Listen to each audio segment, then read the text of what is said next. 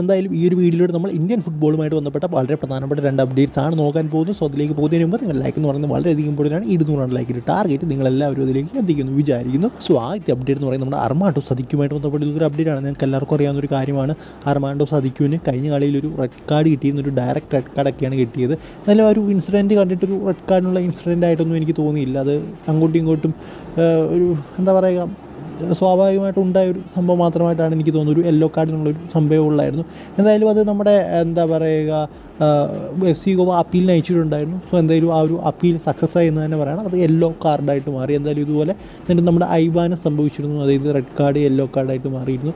So എന്തായാലും ഈ ഒരു സിസ്റ്റം എന്താ പറയുക ISL വെച്ചത് എന്തുകൊണ്ടും ഒരു നല്ല കാര്യം തന്നെയാണ്. ഈ അടുത്ത അപ്ഡേറ്റ് എന്ന് പറയുന്നത് നമ്മുടെ ഐബാൻ ഡോഗ്ലിങ്ങും അതുപോലെ തന്നെ നമ്മുടെ പുരുഷോത്തമൻ കോച്ചുമൊക്കെ ആയിട്ട് ബന്ധപ്പെട്ട ഒരു അപ്ഡേറ്റ് ആണ്. അത് ഐബാൻ ഡോഗ്ലിങ്ങിനെ കുറിച്ച് പുരുഷോത്തമൻ കോച്ച് പറഞ്ഞൊരു കാര്യം എന്ന് പറയുന്നത് ഐബാൻ ഡോഗ്ലിങ്ങിന് തൻ്റെ എന്താ പറയുക മിസ്റ്റേക്ക് മനസ്സിലായി. അദ്ദേഹം അത് മനസ്സിലാക്കി ക്ഷമ ചോദിച്ചു എന്നാണ് പറയുന്നത്. ഒരു പക്ഷേ ഐബാനോട് ഉണ്ടായിരുന്ന ആ ഒരു മാശ വിജയിക്കാമായിരുന്നു പുരുഷോത്തമൻ പറയുന്നുണ്ട്. സോ എന്തായാലും മിസ്റ്റേക്ക് ഐബാന് മനസ്സിലായി. ഐബാന് മാത്രമല്ല എല്ലാ താരങ്ങൾക്കും ആ ഒരു കാർഡിൻ്റെ മിസ്റ്റേക്ക് അല്ലെങ്കിൽ തങ്ങൾ ചെയ്ത തെറ്റിൻ്റെ മിസ്റ്റേക്ക് നല്ല രീതിയിൽ തന്നെ മനസ്സിലായിട്ടുണ്ടെന്ന് അദ്ദേഹം പറയുന്നുണ്ട്.